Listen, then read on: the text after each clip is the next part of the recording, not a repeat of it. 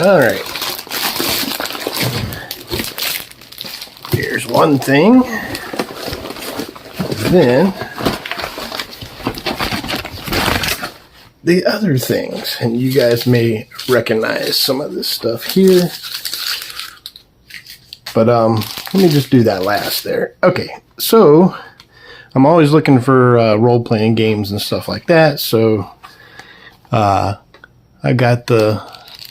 downloaded the free PDF of the white box remake of Spells and Wizardry or whatever from the original Gary Gygax, Dave Arneson. Somebody had, I guess, made his first before Advanced Dungeons and Dragons books into the three little books, and then they made it into this. And then a couple of years ago, I guess a guy had redone this and called it White Box, and then with the subheading of Fantastic Medieval Adventure Game.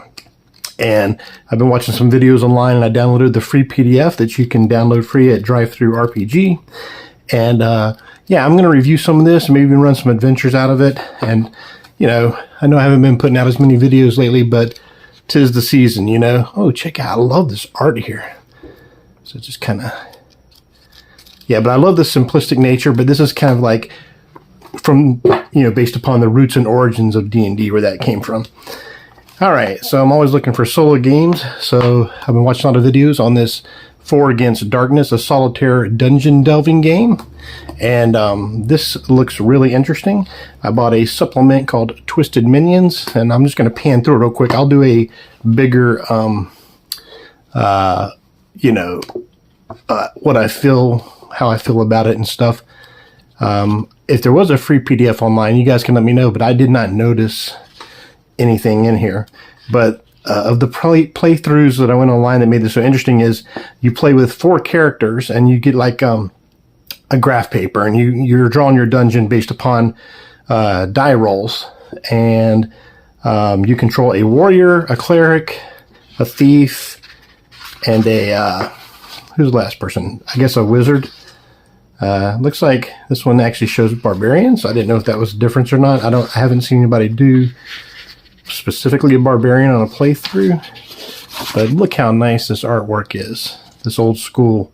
I love the OSR stuff, But oh, here it is. Yeah. So like you use what they call the 66 system, where you roll 2d6 and 2 different colored dice, and the white one's first, and then the red one, and then so if the red, if the white's a 3 and the red one's a 5, then you would look up 35, which we can do real quick here, and 35 would be this room right here. So you draw that in, and it's an enclosed room into your dungeon, and then you would roll based upon stats like what's in this room, what's happening, and then they have rules for basic combat, and it uses basically just D6s, and you can actually level it up. And they have playthroughs. I didn't buy a playthrough guide. I was just going to go through a couple dungeon styles, because I didn't want to invest a lot into it without actually going into it. But I saw that there's this book called Twisted Minions that adds more creatures than just here to kind of richen up your game. There's another one, I guess they were out of stock of, called Twisted Dungeons for the 4 Against Darkness thing, but yeah, they didn't have that listed either. So this is, oh, there we go. There's a nice little artwork there. Yeah, I don't have my glasses on, so I can't read total fine print. It's probably not too far away.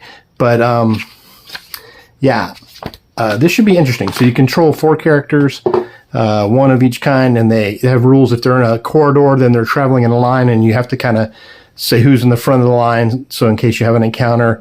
And there's rules for backing out of a room to go down another room. How they keep track of that for wandering monsters and stuff. But it looked really interesting. So I definitely am looking forward to playing that. And I'm going to give, my ideas and personal opinions on all these, which I've read through the PDF of the white box, and I've really loved it. So I was able to see this. And this is less than $5 on Amazon. So I ended up getting 2 of them. Probably give one to a buddy, and the other one, I'm going to run adventures, and maybe I'll solo adventures. But I'm actually trying to find some people maybe to do a little like a miniature campaign or a couple of 1-shots or maybe a 3-shot. That would be kind of nice. All right, so the last thing I got, and this is more of a party game. Nope, it's not throwing the knife at each other, which is called stretch, at least in my area. But it's was this here. If you watch Pirates of the Caribbean, this is where this is based upon a game called Liar's Dice, where 30 years ago Richard Borg, 30 years ago, wow, had made an official version with a table, and but you can play just with the simple rules, and you don't even have to order this. But I got this because supposedly, you can find stuff on sale on Amazon, and you get this actually comes in a bag. How nice is that? I did not know that it did that. So you can actually carry this. Wow. Okay. You guys may not be able to see this, but you got a drawstring. Everything can be kept in here, your cups and your dice. So this comes with 6 cups. And everything, wow, everything's wrapped up really nice. And so here's your dice. Oh, and it actually has the dice in each one here. So I'm going to pull out one here. And so basically there's 5 more sets of these. And this has like a generic leather. I grabbed the red interior just because I like the color popping a little better. If you don't know this, I can give you a basic overview of how it works. I'll just do it right here, right now. A little loud on this table. Hopefully I don't throw any dice off the table. I haven't done the dice upside down chucking game in a while. I guess you're supposed to keep this in a, maybe in this package, but I wouldn't do that. I would just jam them all in there when I'm done and stack it up. But that's a really nice bag. So Liar's Dice basically works like this. So everything is its face value, and ones are wild. They can count as anything. So let's say I had 3 players around the table. I had one over here, one over here. You shake up your dice, and then you slam them down. And then you peek at yours, and all this is giving you information. Now, if your dice, had been stacked like this, you just reveal and say, I have an illegal stack, because they all have to land flat. But if not, you keep everything hidden, so you'll probably just keep your cup up like this, blocking everybody else.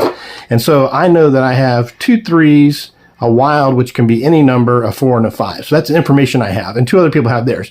So what happens is, starting with one person chosen randomly, you could make a claim, right? So I would say, and this is what you think collectively is on the board. So you start at a number. So I might say, and it doesn't have to even be a number that I have. Although with this wild, I have one of everything, but that doesn't mean anything. I can just say, let's say that was a 4. So I had 2 4s and a 5. I could say 3 2s. And I don't even have any 2s. But, this could be a misdirection. That's why it's called Liar's Dice, because you're bluffing. You never know. So another person could go, they have to either say more. So if I so if I said 3 2s, they could, now the next person clockwise order would say at least 4, 5, or 6 2s, or then they have to go with a higher increment. Now they can go with a less number. So like, let's say they jump straight to 4s, and they'll go 2 4s. All right. And I know, well, there's definitely 2 4s. I got 2 of those.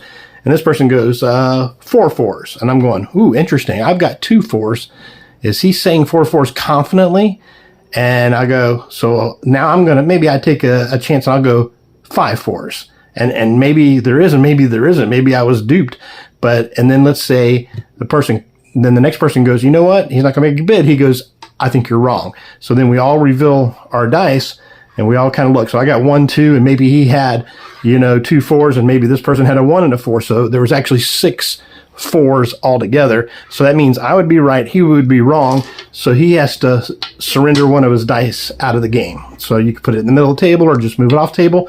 And then that person gets to start off continuing. Everybody shakes up their dice and slams them down, and does it again, starting from the person that was eliminated, until you eventually get down to 1 player. So it's an elimination game, and it's a quick, fun party game. But this has a really nice, it's kind of like I think they call it leather, but like the tip is plastic, but the side wrapping, there's a seam right here, but it's kind of like a nice red felt.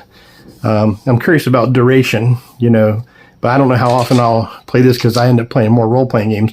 But when you just need to teach somebody a game in seconds, and everybody likes the idea of rolling dice, it's like, ooh, look at that. Look at that. But eventually, somebody called, if there's a lot more players, you can even be more bold. You can go like, 10 6s, interesting. But anyway, that's my unboxing here today, and hopefully I'll get back soon with reviews on the white box more in detail, and when I get a chance sometime down the road, I'm going to tell you what I thought about this For Against Darkness. Everything, I definitely so far have loved everything about this for an old school feel. And this looks like it's going to be a great solitaire, as it says, a solitaire dungeon delving pen and paper game. They even make some cards I'm thinking about looking at if I like it. And I just got me something for variety just in case hopefully I did like it. So anyway, thanks for watching. And until next time, keep the dice rolling.